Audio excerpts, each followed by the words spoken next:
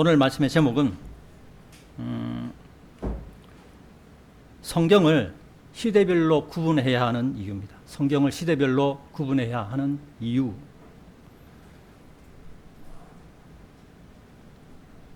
전환생명 침례교회 성도 여러분, 지난 한 주간 기도의 삶을 그리고 말씀의 삶을 사셨습니까?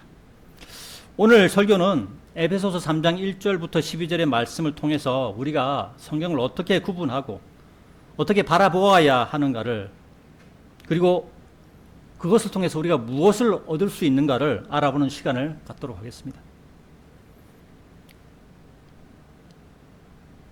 천안생명 침례교회 성도 여러분, 그리고 온라인으로 참여하시는 성도 여러분, 여러분들은 성경을 어떤 책으로 생각하십니까? 세상에 널려있는 수많은 책 가운데 한 가지 정도라고 생각하지는 않습니까? 구원받은 그리스도인임에도 불구하고 세상에 있는 책 가운데 한 종류라고 생각한다면 그 사람은 구원받은 것에 머물러 있는 사람, 지옥으로 가야 할 사람에서 겨우 건져냄을 받은 사람일 뿐이라는 것입니다. 왜 이런 제가 이런 결론을 내리고 이렇게 말씀을 드릴 수밖에 없냐면, 성경과 세상의 책 사이에는 여러 가지 차이점이 있기 때문입니다. 즉, 세상의 책들을 바라보는 관점을 가지고 성경을 바라본다면 이해할 수 없는 것들이 반드시 생기기 때문입니다. 성경을 세상의 시각으로 바라본다면 성경에서 말씀하시고 알려주시는 진리의 지식을 알 수 없게 됩니다.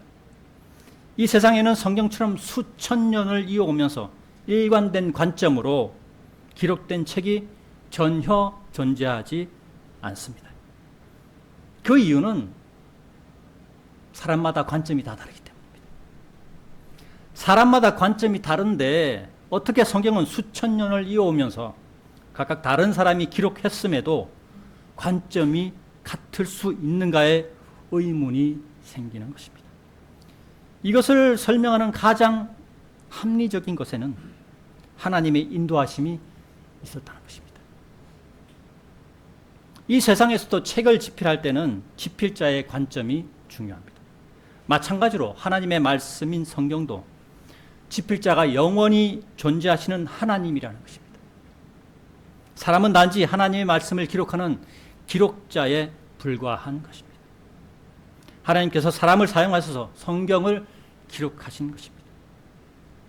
성도 여러분, 성경의 주제가 무엇이라고 생각하십니까? 성경이 말씀하고자 하는 것이 무엇이라고 생각하십니까? 성경의 주제는 예수님입니다. 성경은 예수님에 대해 말씀하는 책입니다. 이 세상의 왕으로 오시는 예수님에 대하여 말씀하는 책이라는 것입니다. 예수님께서 이 땅에 처음 오셨을 때는 무엇으로 오셨죠? 구원주로 오셨습니다. 그죠? 구원주로 온다는 얘기는 구원자로 오셨다는 거죠. 그죠? 그래서 우리가 예수님 때문에, 예수님의 죽으심과 부활로 인해서 우리가 구원을 얻게 됐죠. 그죠? 이것은 언제까지 이것이 유효하냐면, 교회 시대의 기준으로 보면 그리스도인들이 휴거될 때까지 이 논리가 유효한 것입니다. 예수님께서 이 땅에 두 번째로 오실 때가, 그때는 예수님은 만왕의 왕으로 오시는 때입니다. 그 두 번째로 이 땅에 오시는 때는 이 땅을 심판하러 오시죠. 그렇죠? 그리고 이 땅을 심판하셔서 이 땅이 예수님께서 다스리시는 천년왕국의 시대가 시작되는 것입니다. 그것이 만왕의 왕이 예수님이죠. 그것을 성경은 말씀하는 거예요. 창세기부터 시작해서 쭉 예수님에 대한 예표들이 많이 나오죠. 예수님을 예표하는 이유가 무엇입니까? 예수님이 이렇게 태어나실 것이고, 이렇게 고난을 받으실 것이고, 이렇게 다시 만왕의 왕으로 오실 것이다라고 성경은 창세기부터 시작해서 요한계시록에 그 결말을 내리는 거예요. 그래서 성경의 주제는 예수님이에요.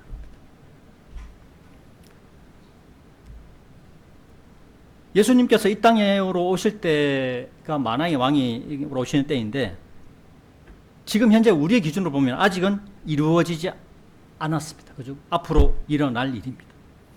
사람의 관점에서 본다면, 당연히 우리의 관점에서 본다면 물론 구원이 중요하죠.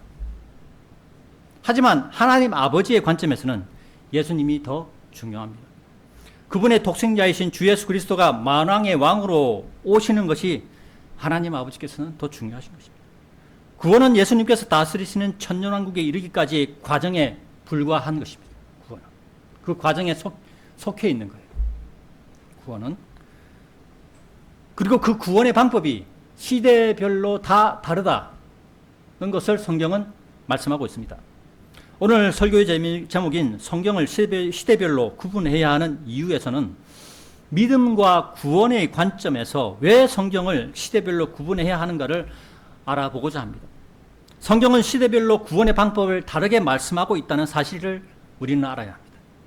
이것을 모르면 구원의 확신을 가지지 못하게 됩니다. 구원의 확신을 가지지 못하면 종교 행위에 끌려다니게 되는 것입니다.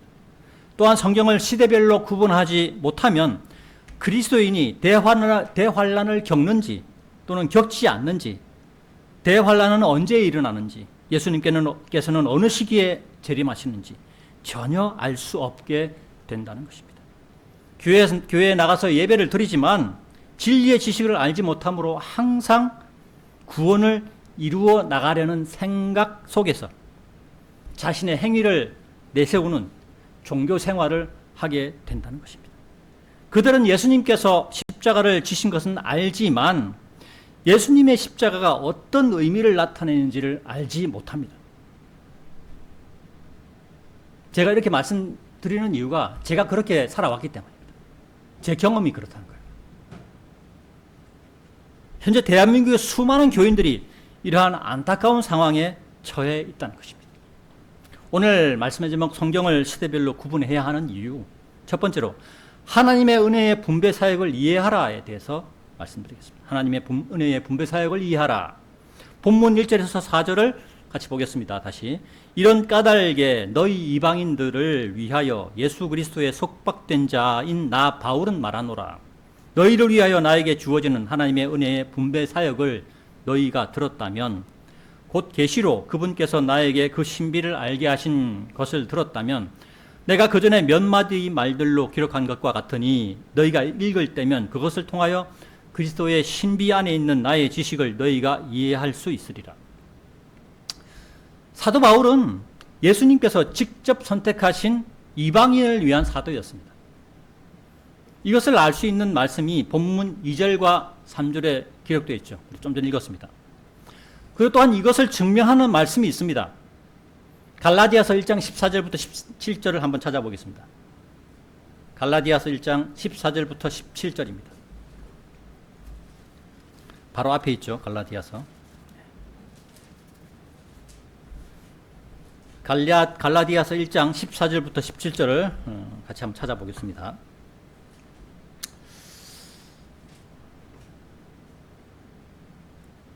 자, 찾으신 줄 알고 제가 봉독해 올리겠습니다. 나의 조상들의 전통들에 관하여 더욱 지극히 열성적이어서 내 동족 중 나의 많은 동료들보다 유대교에서 앞섰던 것이라. 그러니까 자신에 대해서 얘기하죠. 사도 바울 자신에 대해서. 그러나 나의 어머니의 태에서부터 나를 구별하셨고 그분의 은혜로 인하여 나를 부르셨던 하나님께서 내가 그분을 이방 민족들 가운데 선포하도록 하시고자 그분의 아들을 내 안에 계시하는 것을 기뻐하셨을 때 내가 살과 피와 더불어 즉시 논의하지 아니하였노라. 또 나보다 앞서 사도들이 되었던 자들을 향해 예루살렘으로 올라가지도 아니하였으며 다만 내가 아라비아로 들어갔다가 다마스쿠스로 다시 되돌아왔노라. 사도 바울은 하나님의 은혜의 분배 사역, 그 신비를 아라비아의 광야에서 들었던 것입니다. 하나님의 계시를 받고 아라비아 광야로 가는 것을 가족과 의논하지도 않았고 예수님의 12 제자들과도 의논하지 않았다고 사도 바울은 말합니다. 오직 하나님의 인도하심만을 의지했던 사도 바울이었습니다. 우리는 이 말씀을 통하여 사도 바울에게 주어진 이방인을 향한 하나님의 은혜를 알 수 있다는 것입니다. 하나님 아버지께서는 유대인들만을 위한 하나님이 아니셨다는 것을 알 수 있다는 것입니다. 그죠? 이것을 알게 될 때, 하나님께서 사도 바울을 통해서 이 지옥으로 갈 수밖에 없는 나를 구원하시고자 사도 바울을 이방인의 사도로 세우셨구나 라는 것을 내가 알게 될 때, 내가 하나님께 감사드려요. 하나님이 그 유대인만의 하나님이 아니었다. 이것 하나만으로도 우리는 감사드릴 수 있죠. 그렇죠? 한번 생각해 보십시오. 만약 내가 죽어서 지옥으로 간다. 내가 만약 대환란 속에 들어간다. 무시무시한 겁니다. 지옥도 무시무시하고 대환란도 무시무시한 겁니다. 예수님을 받아들이는 우리는 그곳에서부터 건져냄을 받았잖아요. 그래서 감사하는 것입니다. 이것을 알게 될 때 하나님의 은혜의 분배 사역을 이해할 수 있는 것입니다. 오늘 말씀의 제목, 성경을 시대별로 구분해야 하는 이유. 두 번째로, 다른 시대들에는 알려지지 않은 그리스도의 신비에 대해서 말씀드리겠습니다. 다른 시대들에는 알려지지 않은 그리스도의 신비. 본문 5절과 6절을 보겠습니다. 그것은 다른 시대들에서는 사람들의 아들들에게 알려지지 않았으니 지금 그분의 거룩한 사도들과 예언자들에게 성령으로 말미암아 계시던 것처럼 알려지지 않았느니라. 그것은 이방인들이 복음으로 말미암아 그리스도 안에서 동료 상속자들이 되고 같은 몸에 속하게 되며 그분의 약속의 동참자들이 된다는 것이라.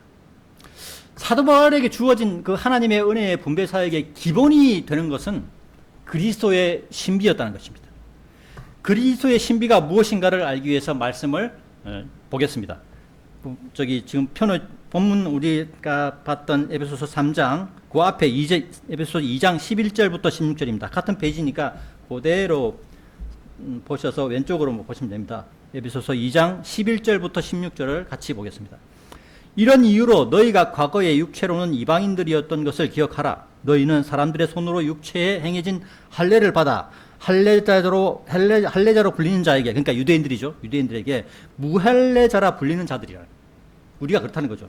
그때 너희는 그리스도 밖에 있었으며 이스라엘 국가에 속하지 않은 외지인들이었고 약속의 언약들과 상관없는 타국인들이었으며 어떤 소망도 없고 세상 속에서 하나님 밖에 있던 자들이었느니라. 그러나 예전에 멀리 떨어져 있던 너희가 이제 그리스도 예수 안에서 그리스도의 피로 가깝게 되었느니라.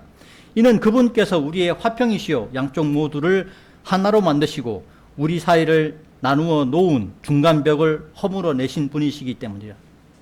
그 양쪽 모두에 대해서는 쭉 밑으로 계속 읽어보면 나옵니다. 그것이 누구신지. 그분의 육체 안에서 그분의 육체 안에서 그 적대하는 것 곧 법령들을 담고 있는 명령들의 율법까지도 폐기하셨느니라.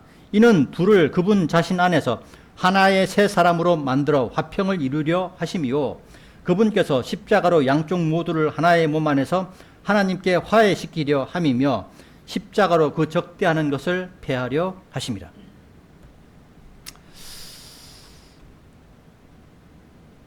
여기서 얘기하는 양쪽 모두는 유대인과 이방인을 얘기합니다.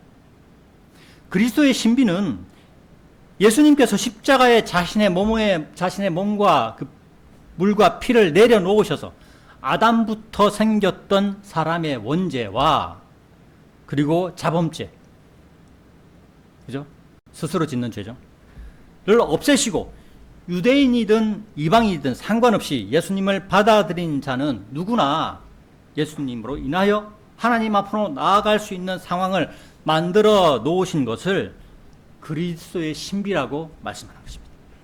예수님께서 십자가에서 자신의 몸을 내어주고 물과 피를 흘리지 않으셨다면 하나님의 은혜의 분배 사역은 이루어질 수 없는 것입니다. 예수님께서 십자가를 지심으로 이루어진 그리스도의 신비는 다른 시대들에서는 알려지지 않았다고 본문 5절에서 말씀합니다.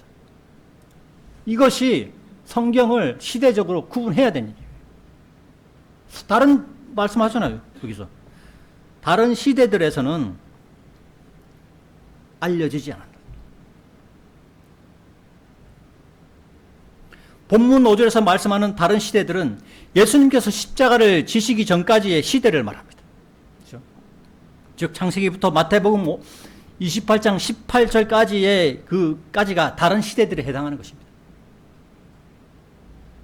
예수님께서 십자가를 지시기 전까지의 그 시대들에서 구원의 조건은 사람의 양심에 합당한 행위, 그리고 율법에 합당한 행위 등 시대에 맞는 행위들이 있어야 구원을 받을 수 있었습니다. 그래서 그 시대의 믿음은 자기의 믿음이라고 얘기하는 거예요. 자기의 믿음. 그죠? 우리가 행위를 하려면 마음 속에서, 생각 속에서 뭔가 이루어지잖아요. 그죠? 그죠? 그럼 그게 뭐예요? 내가 아무 생각 없이 하는 행동은 없다는 거예요. 사람이 하는 모든 행동은 마음 속에서부터 다 먼저 일어나는 거죠. 그죠? 이것이 뭘 말하는 거냐면,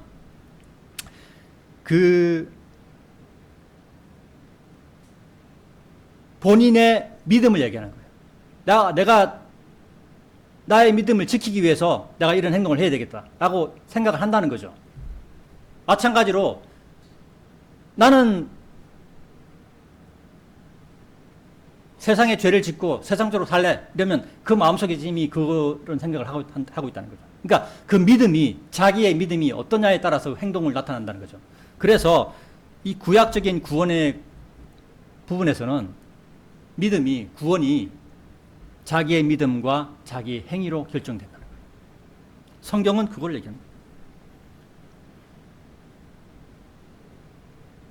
그러나 예수님께서 십자가를 지신 후 지금까지의 교회 시대에서는 예수님을 받아들이느냐 받아들이지 않느냐의 선택으로 구원이 결정됩니다. 그렇기 때문에 우리가 거리에 나가서 말씀을 선포하는 거예요. 지난주에 집사님과 자매님과 이재열 형제가 밖에 나가서 목요일 날 오후 4시부터 밖에 나가서 설교를 했기 때문에 그 11명의 혼을 하나님 앞으로 인도했잖아요.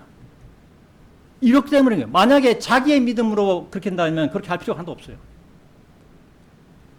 전할 필요가 없죠. 그죠? 즉 그리스도의 신비는 율법에 한정되어 있었던 유대인이나 양심에 한정되어 있었던 이방인의 행위에 의한 구원을 없애시고 유대인과 이방인 양쪽 모두에게 예수님을 받아들여 구원에 이르도록 하려는 하나님 아버지의 계획이라는 것입니다.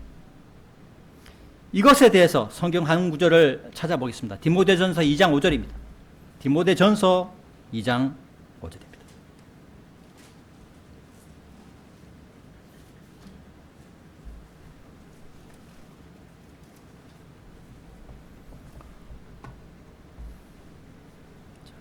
자신 줄 알고 제 봉독을 읽겠습니다. 이는 유일하신 하나님이 계시며 하나님과 사람들 사이에도 유일하신 중재자가 계시기 때문이니 곧 사람이신 그리스도 예수시라. 예수님께서 자신을 십자가에 내어놓고 그러므로 인해서 예수님께서 하나님과 사람 사이의 중재가 되셔서 예수님을 통해서 누구든지 구원에 이르게 된다. 이것이 사도 바울에게 주어진 하나님의 은혜의 분배 사역의 기초가 되는 것입니다. 그리스도의 신비는 다른 시대들에서는 전혀 알려지지 않았다고 본문 5절에서 말씀하고 있죠. 그리스도의 신비의 핵심은 예수님께서 십자가를 지심으로 사람들의 죄를 담당하는 것이며 예수님을 받아들이는 자는 유대인이 되었든지 이방인이 되었든지 누구나 구원에 이르게 된다는 것입니다. 본문 6절에서 이것을 말씀하는 것입니다.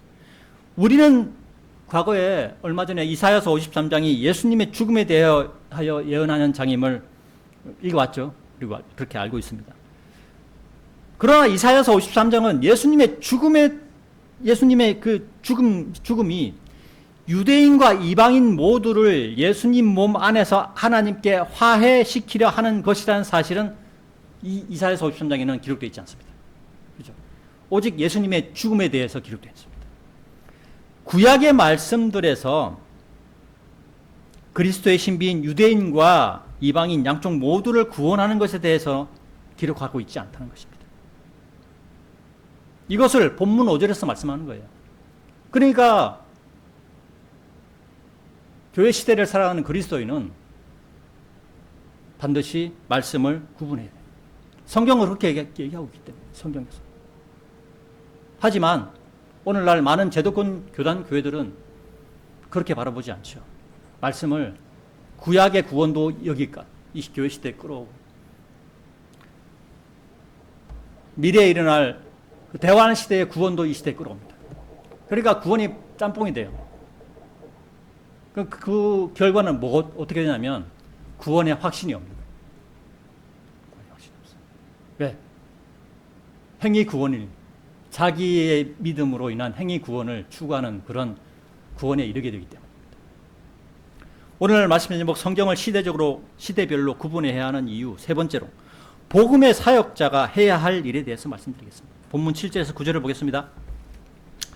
나에게 주어진 하나님의 은혜의 선물을 따라 나는 그 복음의 사역자가 되었으니 그분의 권능의 효과적인 역사로 인한 것이라. 모든 성도들 중 가장 작은 자보다 더 작은 나에게 이 은혜가 주어진 것은 내가 그리스도의 헤아릴 수 없는 부여하심을 이방인들 가운데서 선포하게 하려 하며 세상의 시작부터 하나님 안에 감추어져 온 그 신비의 교제가 무엇인지를 모든 사람들로 하여금 보게 하려 함이니 그분께서는 예수 그리스도를 통하여 모든 것들을 창조하셨느니라 라고 말씀하고 있습니다. 교회 시대의 끝자락을 살아가는 오늘날 우리에게는 사도라는 직책은 없습니다. 그죠? 이 시대에 사도라고 얘기하는 교회나 아니면 목사가 있다면 거기는 이단입니다. 오늘날에는 사도라는 직책은 없습니다. 그러나 복음의 말씀을 전하는 하나님의 일은 계속 이어져야 합니다. 그러면 어떻게 해야 합니까? 예수님 믿고 구원받은 모든 사람들이 다 그 옛날 사도에게 주어졌던 이 복음의 사역을 감당할 수 있어야 된다는 것입니다. 오늘날 복음의 말씀을 전하는 사역은 그리스도인이면 누구나 할 수 있다는 것입니다. 누구나 할 수 있는 일이지만 누구나 못하는 것이 복음의 사역입니다.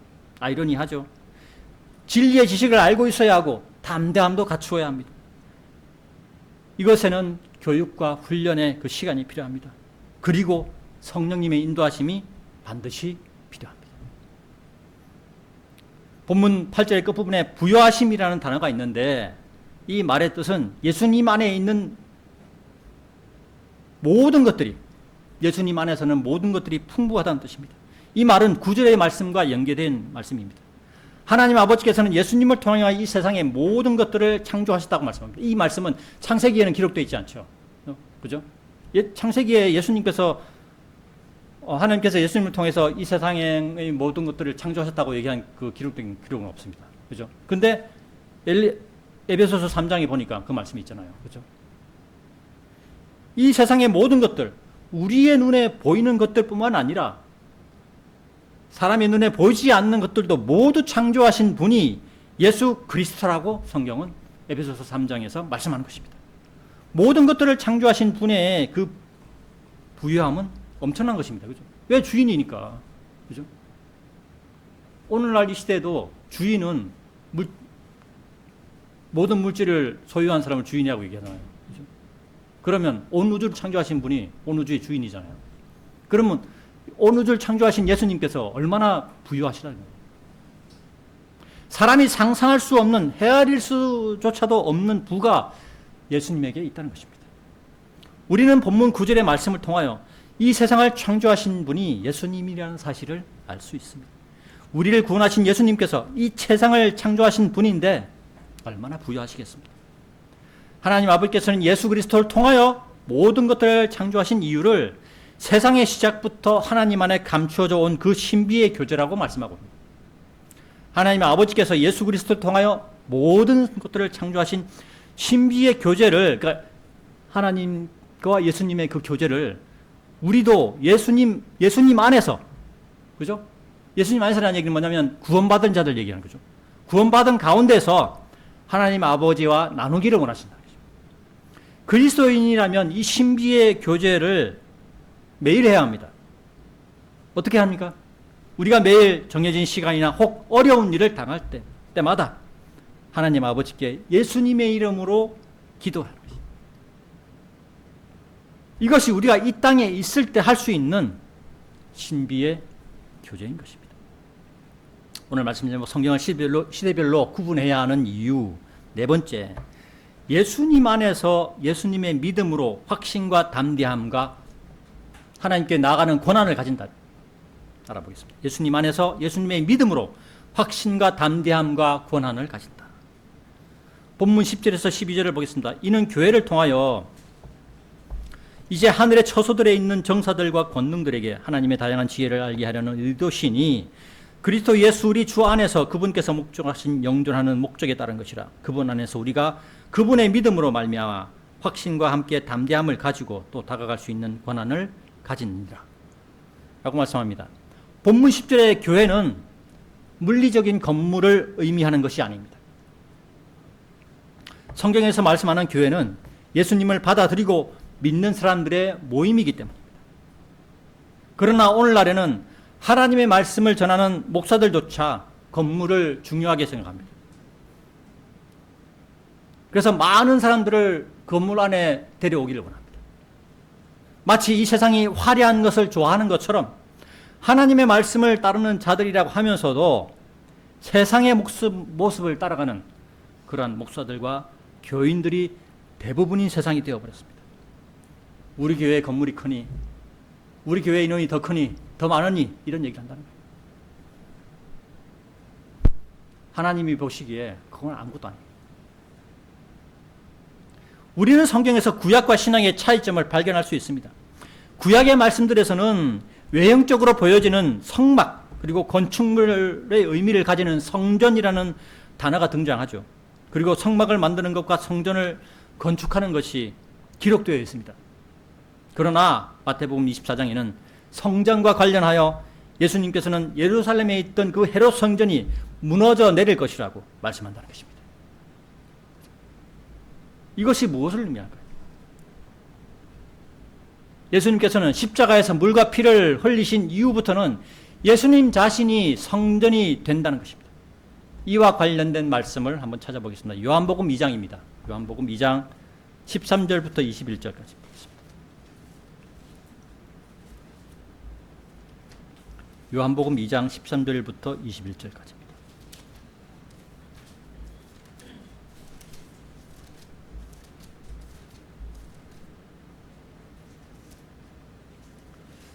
자, 찾으신 줄 알고 제가 봉독해 올리겠습니다. 그러고 나서 유대인들의 유월절이 가까웠기에 예수님께서 예루살렘으로 올라가셨는데 소들과 양들과 비둘기들을 파는 자들과 앉아있는 환전상들을 성전에서 발견하셨더라. 이에 그분께서 작은 끈들로 채를 만드셨을 때 그분께서 그들 모두와 양들과 소들을 성전에서 내쫓으셨더라. 그러고는 환전상들의 돈을 쏟아버리시고 탁자들을 뒤집어 엎으셨더라. 그러면서 비둘기들을 파는 자들에게 말씀하시기를 여기서 이것들을 가져가라. 나의 아버지의 집을 장사하는 집으로 만들지 말라 하셨느니라. 그러자 그분의 제자들이 당신의 집을 향한 열심히 저를 삼켜버렸나이다 라고 기록된 것을 기억하였더라. 그때 유대인들이 반응하여 그분께 말씀드리기를 당신께서 이런 일들을 행하시니 무슨 표적을 당신께서 우리에게 보여주시나이까 하였더라. 예수님께서 그들에게 대답하여 말씀하시기를 이 성전을 헐라. 그리하면 3일 만에 내가 그것을 일으켜 세우리라 하셨느니라. 그때 유대인들이 말씀드리기를 이 성전을 건축하는데 46년이 걸렸는데 당신께서 그것을 3일 만에 만들어 세우시겠나이까 하였더라. 그러나 그분께서는 자신의 몸된 성전에 관하여 말씀하셨더라. 이것은 예수님 자신이 성전이 된다는 말씀. 돌로 만들어진 화려한 건축물은 진정한 의미의 성전이 아님을 의미하는 것입니다. 오늘날에도 교회 건물을 예수님보다 크게 생각하는 교인들이 너무나 많습니다. 그들은 성전에서 장사하는 자들과 예수님이 계셨을 때, 이 땅에 계셨을 때 성전에서 장사하는 자들과 별반 다르지 않은 자들입니다. 실제로도 오늘날 제가 이제 한 20년 가까이 됐나요? 제가 온양에 있을 때 그 어떤 교회 건물이 있는데 그 밑에는 다 상가예요. 그래서 저 교회는 저 건물을 임대를 했나 뭐 생각했는데 나중에 알아보니까 그 교회가 상가를 사람들에게 임대를 준 거예요. 교회에서 장사를 하는 거죠. 그죠? 성전을 밑에 1층을 다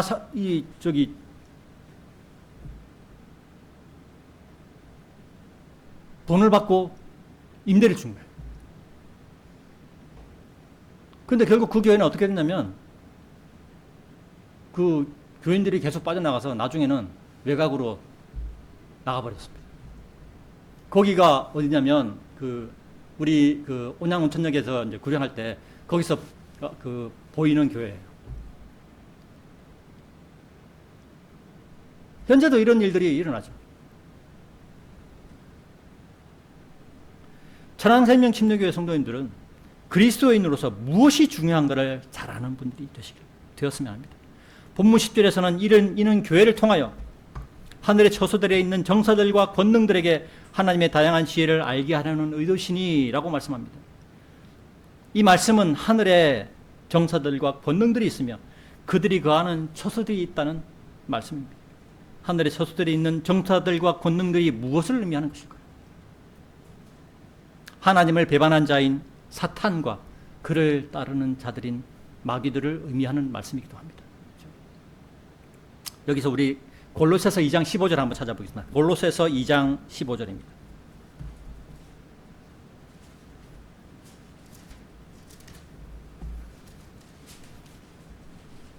골로새서 2장 15절, 에베소서 다음에 있습니다. 골로새서 2장 15절. 자신이 알고 제가 봉독 읽겠습니다. 그리고 2장 15절, 네. 그리고 정사들과 권능들을 상하게 하셨으니 그분께서 십자가 안에서 그들로부터 승리를 거두시어 그들을 공공연한 구경거리들로 만드셨느니라.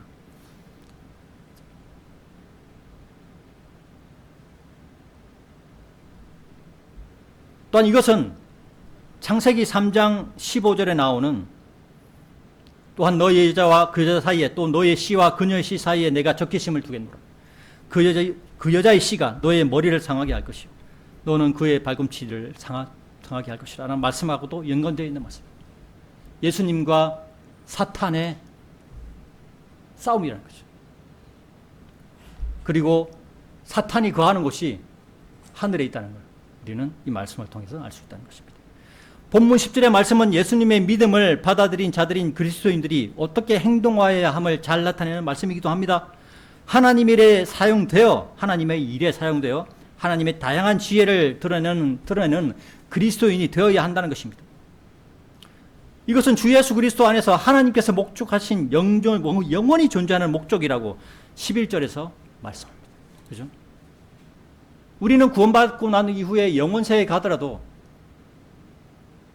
하나님을 드러내는 일에 사용되는 그러한 존재들이 될 것입니다. 우리는 아직 몸의 구속을 받지 않은 상태입니다. 따라서 우리는 종종 구원의 확신이나 담대함 등에서 머뭇거릴 때가 있을 수 있습니다. 그러나 성경은 에베소서 3장 12절에서 그분 안에서 우리가 그분의 믿음으로 말미암아 확신과 함께 담대함을 가지고 하나님께 다가갈 수 있는 권한을 가진다고 말씀합니다. 사람을 의지하고 자신의 믿음으로 살아왔다면 우리는 확신을 가질 수 없습니다. 담대함도 가질 수 없습니다. 하나님 아버지께 다가갈 수 있는 권한도 없을 것입니다. 그러나 우리는 더 이상 사람을 의지하지 않습니다. 자신의 믿음으로도 살아가지 않습니다. 사람을 의지하고 자신의 믿음으로 살아가는 것이 얼마나 불완전한 것인가를 알기 때문입니다. 제가 20대 중반과 후반에 다니던 교회는 인간적으로 너무나 가깝게 지내는 그런 교회와 교인들이었습니다. 심지어 어느 집에 숟가락이 몇 개, 밥그릇이 몇 개인지도 다 아는 그러한 교회였습니다. 저는 그때까지는 그 믿는 자들의 생활 방식이 그래야 하는 줄 알았습니다. 그때 당시 저는 구원의 확신이 없었습니다. 저에게는 고혈압으로 쓰러지신 할머니가 살아 계셨는데 그때까지 제가 어릴 때부터 제가 태어날 때부터 저를 아주 그냥 좋아하신 분이었습니다. 저는 할머니를 어떻게 하면 구원받게 할 수 있을까를 교회에 갈 때마다 생각했어요. 근데 이런 고민을 그 교회의 목사에게 말했지만 교회에 나와야만 한다는 말만 들었을 뿐 정확한 해답을 얻지를 못했습니다. 병으로 누워있고 잘 걷지도 못하는 사람을 어떻게 교회로 인도할 수 있을까요? 결국 할머니는 구원을 받지 못하고 돌아가셨습니다. 나중에 제가 진리의 말씀을 알고 난 후에 알게 된 사실은 교회가 교회답지 못하면 사람의 혼을 구원으로 인도하는 것에 역할을 하지 못한다는 거죠. 사람의 혼을 구원으로 인도하지 못한다는 것을 알게 된 것입니다. 제가 그때 당시 만약 제가 로마서 10장 9절과 10절의 말씀을 알고 있었다면, 그리고 목사가 그 말씀에 의해 교회에 나오지 않더라도 구원으로 인도할 수 있다는 그 말만 했더라도 저는 저희 할머니를 구원으로 인도하는 기도를 하고 할머니를 구원시켰을 것입니다. 로마서 10장 9절과 10절의 말씀은 그때 제가 보던 개역 개정판 성경에도 기록되어 있습니다. 그 뜻이 별반 다르지 않아요. 물론 이제 그 단어 선택이 조금씩 틀린데 의미는 똑같아요. 문제는 말씀을 전하는 자가 말씀에 따라 제대로 전해야 한다는 것입니다. 인간적으로 가깝게 지낼 수는 있어도 이것이 교회의 본질이 아닌 것입니다. 교회의 본질은, 교회가 존재하는 이유는 사람의 혼의 구원에 있는 것입니다.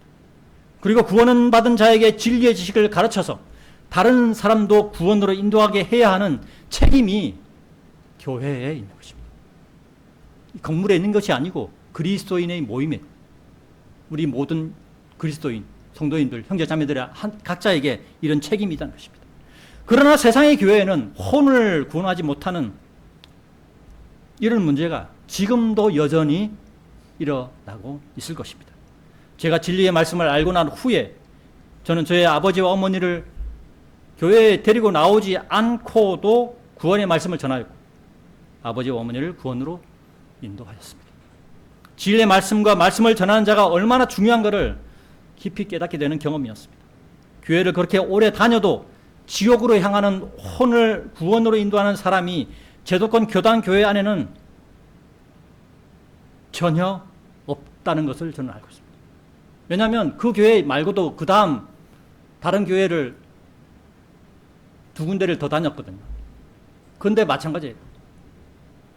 구원에 관해서 얘기하는 교회가 하나도 없었어요. 교회 시대의 믿음은 예수님 안에서 예수님의 믿음으로 확신과 담대함과 하나님께 다가가는 권한을 가진다는 말씀에 따라 구원의 확신과 복음의 말씀을 전하는 담대함으로 살아가는 그리스도인이 되어야 하는 것입니다. 오늘 말씀의 결론입니다. 예수님께서 십자가에 달려 죽으셨다는 것은 누구나 아는 사실입니다. 교회를 다니지 않더라도 예수님께서 십자가에 죽으셨다는 것을 누구나 압니다. 그죠? 요즘 시대는. 그러나 그것에서 생각이 멈춘다면 예수님의 희생이 무슨 의미가 있겠습니까? 세상에 많은 사람들이 십자가를 알지만 구원받는 사람은 전체 인구에 비해서 극소수입니다.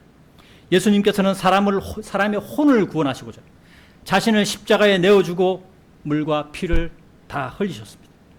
구약 성경에는 이사야서 53장에 예수님의 죽음에 대해 기록하지만 예수님의 죽음이 그리스도의 신비와 관련된 것이며 이방인이 구원받을 수 있다는 것까지 설명하지는 않습니다. 또한 예수님께서 십자가를 지시기 전까지, 그리고 히브리서, 야고보서, 베드로 전후서, 요한 1, 2, 3서, 유다서와 요한계시록에서는 믿음과 행위에 의한 구원을 가르치고 있습니다. 특히 야고보서에서는 행위에 의한 구원을 강력하게 주장합니다. 하지만 성경에서는 오직 믿음만을 강력하게 주장하는 책들도 있습니다. 사도 바울이 기록하는 로마서부터 빌레모서까지의 책이 그것에 해당합니다. 그런데 이런 구원의 차이점이 발생하는 원인에는 예수님의 죽으심과 부활하심이 자리하고 있다는 것입니다. 즉 예수님께서 십자가에서 죽으시고 부활하시기 전까지의 구원은 오직 행위에 의한 구원입니다. 창세기부터 야고보서까지가 이것에 해당합니다. 그리고 예수님께서 십자가에 죽으시고 부활하신 후부터 이 땅에 대환란이 시작되기 직전까지 예수님께서 공중으로 재림하셔서 우리 믿는 그리스도인들을 데려러 오실 때까지가 오직 믿음으로 구원받는 시대입니다. 이어서 대환란이 시작되고 예수님께서 이 땅에 남아있는 자들 가운데 믿음과 행위로 믿음과 행위를 모두 지킨 자들을 구원하시려고 공중으로 재림하시는 때까지, 즉 대환란 시대의 두 증인 모세와 엘리야, 그 두 증인이 목배임을 당하지만 다시 살아나서 다시 목이 붙여져서 천천히 하늘로 올라가는 그 시기가 예수님을 믿는 믿음과 믿음에 따른 행위를 통하여 구원이 이루어지는 시대라는 것입니다. 성경을 보면, 크게 보면 이렇게 세 가지의 구원 방법이 있다는 것입니다.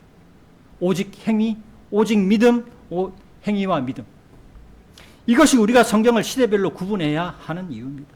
성경은 시대별로 구분하여 구원의 핵심을 설명하고 있는데 사람들은 성경을 시대별로 구분하지 못하는 사람들이 대부분입니다. 그런 사람들은 어리석은 사람들이고 교만한 사람들이며 오만한 사람들인 것입니다. 성경을 시대별로 구분하지 못하면 시대에 맞지 않는 잘못된 구원의 방법으로 구원받으려고 하는 오류를 범하게 되어 있습니다.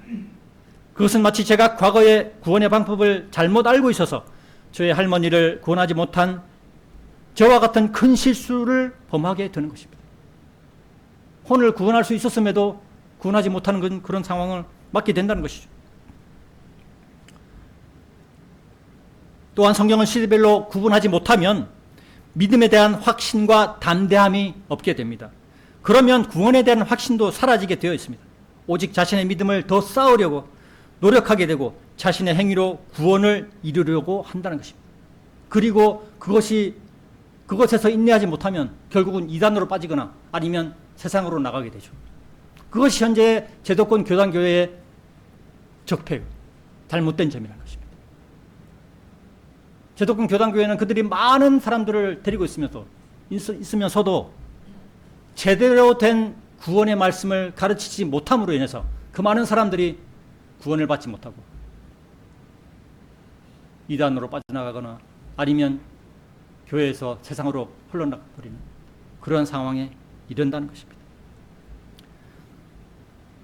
이런 믿음과 행위로는 교회를 다니더라도 구원을 이루지 못한다고 성경은 말씀하는 것입니다. 예수님께서 우리를 위하여 자신의 믿음을 내어주셨습니다. 교회 시대를 살아가는 그리스도인은 감사하는 마음으로 예수님의 믿음을 통하여 하나님 아버지께 다가가는 기도를 드릴 수 있는 것입니다. 천안생명 침례교회 성도 여러분, 그리고 온라인으로 참여하시는 성도 여러분, 우리는 모두 하나님 아버지의 은혜와 주 예수 그리스도의 사랑으로 구원받게 되었습니다. 여러분 각자의 삶 속에서 성경을 시대별로 구분하고 구원의 확신과 담대한 믿음으로 세상의 유혹에 흔들리지 않는 그리스도인으로 살아가시기를 간절히 기원합니다. 이상으로 2026년 7월 12일 주일 설교를 마치도록 하겠습니다. 그래서